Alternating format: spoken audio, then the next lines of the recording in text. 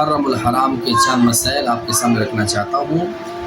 محرم کو محرم کیوں کہتے ہیں؟ اس لیے کہ اس کے اندر دور جاہلیت کے اندر بھی لوگ قتال کو، لڑائی جھگڑے کو، ہر قسم کی لڑائی کو وہ بھی حرام سمجھتے تھے۔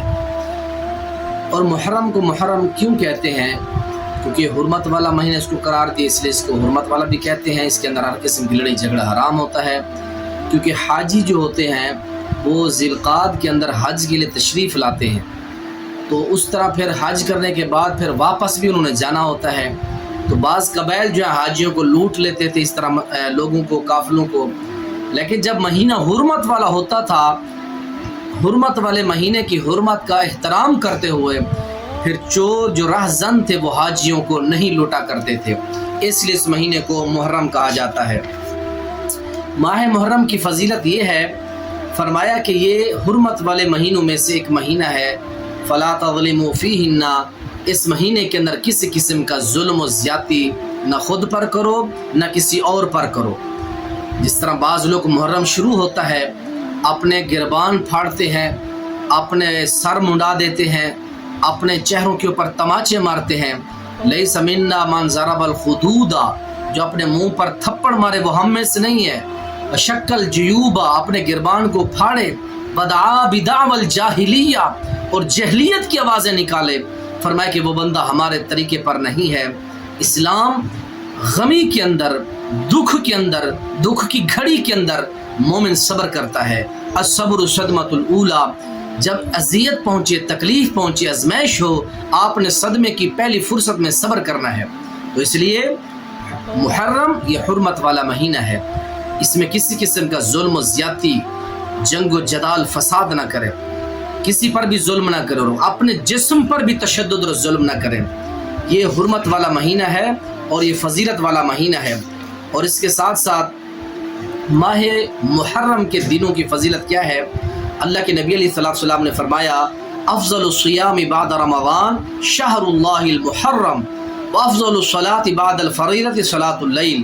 رسول اللہ صلی اللہ علیہ وسلم نے فرمایا رمضان کے بعد افضل روزے اللہ کے مہینے محرم کے ہیں، تو ہمیں محرم کے مہینے کے اندر 9 محرم کے روزے کا اہتمام کرنا چاہیے، اور ہمیں اسی طرح 10 محرم کے روزے کا بھی اہتمام کرنا چاہیے۔ پیارے پیغمبر علیہ السلام کی حدیث ہے کہ روزہ رکھنا چاہیے۔ یوم عاشوراء کے روزے کے بارے میں فرمایا کہ صیام یوم عاشوراء وإنی احتسب علی اللہ ان یکفر السنۃ التی قبلہ، یہ حدیث جامع ترمذی کی ابو سوم میں آتی ہے۔ اللہ کے نبی علیہ السلام فرماتے ہیں لوگوں مجھے امید ہے اللہ عاشوراء کے روزے رکھنے کی وجہ سے گزشتہ ایک سال کے اللہ تعالیٰ گناہ انسان کے معاف کر دیتا ہے۔ یہ ہے یوم عاشوراء کے دن کے روزے کی فضیلت۔ اور اللہ کے نبی علیہ السلام نے جب دیکھا کہ یہود بھی اس دن کا روزہ رکھتے ہیں، اللہ کے نبی نے پھر فرمایا تھا مجھے اللہ تعالیٰ نے اگلے سال زندگی دی، میں 9 کا روزہ رکھوں گا۔ تو 9 کا روزہ رکھنا بھی جائز ہے اور 10 کا رکھنا بھی جائز ہے۔ 2 روزے رکھ لیں، اللہ کے رسول علیہ السلام سے یہ ثابت ہے۔ اور اس کے بعد جو مخصوص قسم کا لباس، کالا لباس ہر حالت میں پہنے، لیکن ان دنوں کے اندر ایک خاص طبقہ اپنا شعار بنا لیتا ہے۔ اس کے اندر وہ کیا کرتا ہے؟ کپڑے پہنتا ہے سیاہ، کالے، بلیک، اور سوگ اور غم کا اظہار کرتے ہیں۔ سیاہ کپڑا پہننا، بلیک کپڑا کوئی منع نہیں ہے شریعت کے اندر، پہنے، لیکن حدیث پاک کے اندر آتا ہے من تشبہ بقوم فہو منہم، جو بندہ جس قوم کی مشابہت اختیار کرے گا قیامت کے دن بھی انہی لوگوں کے وہ ساتھ ہوگا۔ تو اس لیے کالا لباس پہننا جائز ہے، اور خاص طور پر ایک مخصوص طبقے نے اپنے دکھ اور غم کے دنوں میں اس کپڑے کو اپنے تن کے لیے، اپنے لباس اپنے پہننے کے لیے خاص کر لیا، تو اس مشابہت سے بچنا چاہیے۔ اور اسی طرح ماہ محرم کے مہینے کے اندر جب آپ چاہیں شادی کر سکتے ہیں، شادی بیاہ کی کوئی ممانعت نہیں ہے۔ اللہ کے رسول صلی اللہ علیہ وسلم یہ صحابہ سے یا نیک لوگوں سے کوئی ایسی ممانعت نہیں ہے کہ وہ محرم کے مہینوں کے اندر شادیاں نہ کرتے ہوں۔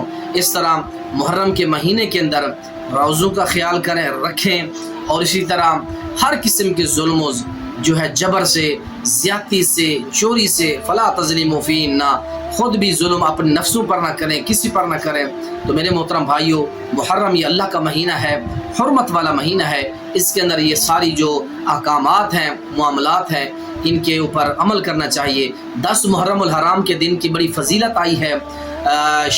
صحیح بخاری کی ایک شرح ہے، عمدۃ القاری شرح سے بخاری، انہوں نے 10 محرم کے جو واقعات ہیں تاریخ کے اندر، وہ بہت سارے انہوں نے بیان کیے ہیں کہ آدم علیہ السلام 10 محرم کو پیدا ہوئے اور جنت میں بھی اس دن گئے، اور توبہ بھی ان کی اسی دن جو ہے 10 محرم کو قبول ہوئی، اور اسی طرح جودی پہاڑ پر حضرت نوح پیغمبر کی جو کشتی ٹھہری تھی وہ بھی 10 محرم کا دن تھا۔ حضرت ابراہیم پیغمبر کو آگ کے اندر ڈالا گیا، وہ 10 محرم کا دن تھا، وہ پیدا بھی اسی دن ہوئے تھے۔ حضرت موسیٰ کو قوم فرعون سے آزادی اسی 10 محرم کو ملی تھی، اور اسی طرح حضرت موسیٰ علیہ السلام کو آزادی ملی تو وہ یہی دن تھا۔ حضرت ادریس پیغمبر کو آسمان پر اٹھایا گیا تو 10 محرم کا دن تھا، اور اسی طرح حضرت یعقوب علیہ السلام کی بینائی لوٹائی گئی تو یہ 10 محرم کا دن تھا، اور اسی طرح حضرت یونس پیغمبر کو مچھلی سے نکالا گیا تو 10 محرم کا دن تھا۔ حضرت عیسیٰ پیغمبر کی ولادت ہوئی تو وہ بھی 10 محرم کا دن تھا۔ حضرت حسین کی شہادت ہوئی تو وہ بھی 10 محرم کا دن تھا۔ 10 محرم کا دن یہ بڑا عظیم اور بڑا اچھا دن ہے۔ اس دن اللہ تعالیٰ نے بنی اسرائیل کو اس کے دشمن جو ہے فرعون اس کی قوم سے نجات دلائی تھی۔ اس دن جو ہے یہود اس دن کی تعظیم کرتے تھے۔ اللہ کے نبی نے فرمایا ان کی مخالفت کرو، 9 کا بھی روزہ رکھو اور 10 کا بھی روزہ رکھو۔ تو قریش بھی اس دن کا روزہ جو ہے دور جاہلیت کے اندر وہ بھی رکھا کرتے تھے۔ بخاری کتاب الصوم کے اندر یہ بات موجود ہے۔ رسول اللہ صلی اللہ علیہ وسلم نے اس دن کا روزہ رکھا اور رکھنے کا حکم دیا۔ اس دن کعبہ پر غلاف بھی چڑھایا جاتا تھا۔ یہ 10 محرم کے حوالے سے ساری باتیں ہیں۔ اللہ ہمیں ہر قسم کی بدعات و خرافات سے قبرستان میں پورا سال جائیں، صرف ان 10 دنوں کو خاص کر لینا یہ شریعت سے ثابت نہیں ہے۔ ہر دن جائیں، قبرستان میں جائیں۔ اس سے فرمایا کہ قبر کے اوپر جانے سے آخرت کی یاد آتی ہے، دنیا سے انسان کو بے رغبتی ہوتی ہے، آخرت کی یاد آتی ہے۔ تو بہرحال یہ چاند کا احکام و مسائل ہیں محرم الحرام کے، ان کو ملحوظ خاطر رکھ کے اپنے ایام گزارنے چاہیے۔ السلام علیکم ورحمۃ اللہ وبرکاتہ۔